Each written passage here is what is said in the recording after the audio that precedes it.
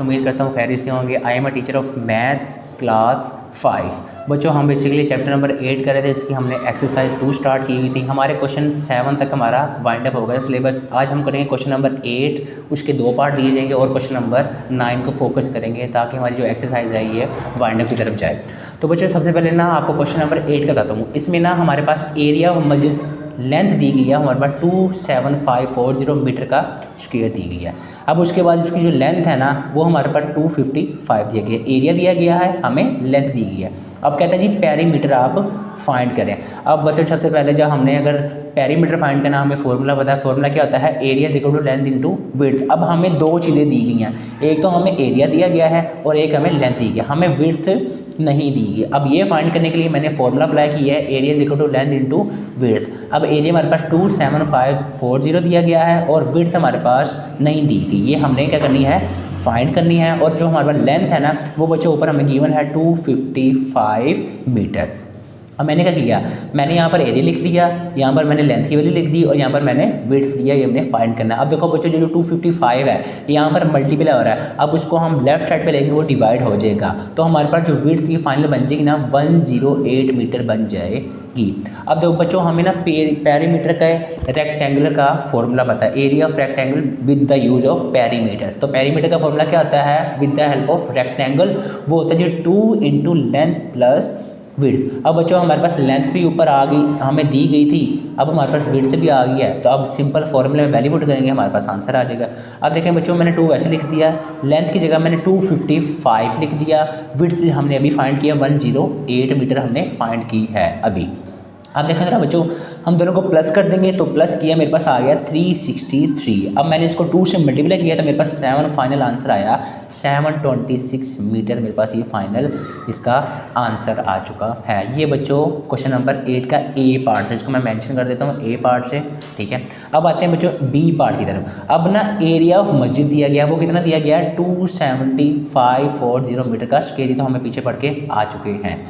अच्छा, rate of पर painting cost. अब ना पर पेंटिंग कॉस्ट की ना हमने कीमत निकाल ली है, तो पर रेट के हिसाब से ना हमारे पास 275, जैसे हमारे पास इन केस कोई भी चीज़ होती है तो मैं कहता हूँ कि आपके पास इन केस एक पेन 5 रुपये का है, 10 पेन कितने के होंगे? हम 5 को 10 से मल्टीप्लाई कर दें, तो ये भी हम टोटल कॉस्ट निकालनी है।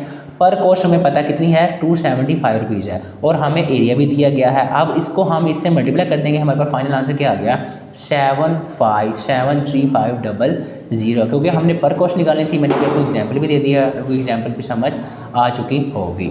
बच्चों ये हमारा क्वेश्चन नंबर 8 था, इसका ये ए पार्ट था और ये इसका बी पार्ट था। अब आते हैं क्वेश्चन नंबर 9 की जानिब। अब बच्चों यहाँ पर ना आपको एक डायग्राम नज़र आ रही होगी ना, एरिया ऑफ ब्लू पार्ट। मैंने यहाँ पे ब्लू पार्ट तो किया तो नहीं है, मैंने आपको यहाँ पर ना मेंशन कर देता हूँ कि ब्लू पार्ट कौन सा हो सकता है। बेसिकली यहाँ पर जो भी पार्ट नज़र आ रहा है ना ये थोड़ा शेड हुआ नज़र आ रहा है, तो ये हमारा ब्लू पार्ट है। मैं यहाँ पर इसको मैंशन करता हूँ, आपको मे भी नज़र ना आ रहा हो, ठीक है। ये 2 सेंटीमीटर, 4 सेंटीमीटर एंड फिर 4 सेंटीमीटर और ये 10 सेंटीमीटर है और ये 22 सेंटीमीटर है। अब सबसे पहले ना हम इनर की बात करते हैं। इनर में 2 डायग्राम है, एक आपको रेक्टेंगल नज़र आ रहा है और एक आपको स्क्वायर नज़र आ रहा है। हमने इसको नहीं देखना, पहले हमने अंदर वालों को देखना है। तो मैंने यहाँ पे लिख दिया जी एरिया ऑफ इनर रेक्टेंगल। बच्चों यहाँ पर रेक्टेंगल दोनों में से कौन सा है? ये वाला आपको नज़र आ रहा होगा रेक्टेंगल है और ये वाला क्या है? स्क्वायर है। सबसे पहले हम रेक्टेंगल की बात करते हैं, तो यहाँ पर हमें फॉर्मूला पता था एरिया ऑफ रेक्टेंगल का, वो क्या होता है? Area is equal to length into width होता है। अब हमारे पास लेंथ कितनी दी गई है? लंबाई 6 सेंटीमीटर दी गई है और चौड़ाई कितनी दी गई है? 2 सेंटीमीटर। तो मैंने 6 को 2 से मल्टीप्लाई किया तो मेरे पास 12 सेंटीमीटर स्क्वायर है। अच्छा बच्चों ये स्क्वायर क्यों है? क्योंकि आप देखो ना हम मल्टीप्लाई करें तो मेरे पास 2 मीटर है, 1 मीटर इसका आ गया और 1 मीटर इसका, 2 सेंटीमीटर का स्क्वायर आ गया। अब आते हैं जी एरिया ऑफ इनर स्क्वायर।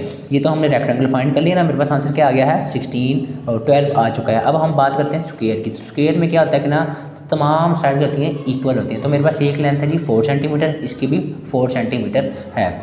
अब एरिया ऑफ इनर स्क्वायर होता है जी, इसका मैं फॉर्मूला यहाँ पे मेंशन करता हूँ, लेंथ इनटू लेंथ। तो लेंथ हमारे पास दोनों ही कह लेंगे 4 है, तो मैंने 4 को 4 से मल्टीप्लाई कर दिया तो मेरे पास 16 सेंटीमीटर का स्क्वायर आ गया। अब कहते हैं जी टोटल एरिया निकालें, तो टोटल एरिया के लिए क्या कर दूंगा मैं? इसको और इसको क्या कर दूंगा? प्लस कर दूंगा, मेरे पास आंसर आ गया 28 सेंटीमीटर का स्क्वायर। अब कहता है जी total area of outer rectangle. अब देखो ये जो बाहर वाला हिस्सा आपको नज़र आ रहा है ये आउटर है, ठीक है। इसमें दो चीज़ें हैं, लेंथ हमारे पास 22 सेंटीमीटर है और विड्थ हमारे पास 10 सेंटीमीटर दी गई है। मैंने क्या किया, मैंने फॉर्मूला लगाया, मैंने यहाँ पर फॉर्मूला मेंशन नहीं किया हुआ। तो एरिया का फॉर्मूला कहते हैं जी लेंथ इंटू विड्थ। लेंथ हमारे पास कितनी है जी 22, विड्थ कितनी है 10 सेंटीमीटर, तो मेरे पास आंसर आ गया 220 सेंटीमीटर का स्क्वायर। यहाँ तक तो हमने फाइंड कर लिया, तीनों चीज़ें फाइंड कर ली। अब कहता है कि ना मुझे बताएं कि इसका जो ब्लू पेंट है ना उसका क्या होगा। अब मेरे पास दो चीज़ें आई थी, एक तो आंसर आया था 220 आया था, ये तो हमारा था आउटर था, ये मैंने लिख दिया। अब इनर हमारे पास कितना आया था 28, मैंने इनर का आउटर माइनस कर दिया, तो मेरे पास फाइनल जो बच गया ना ब्लू पेंट वो आया जी 192 सेंटीमीटर का स्क्वायर। तो ये बच्चों क्वेश्चन नंबर 9 था आज का हमारा। एक्सरसाइज 2 खत्म हुई। उम्मीद है आपको ये लेक्चर समझ आया होगा। मिलते हैं अगले लेक्चर में, तब तक के लिए अल्लाह हाफिज़।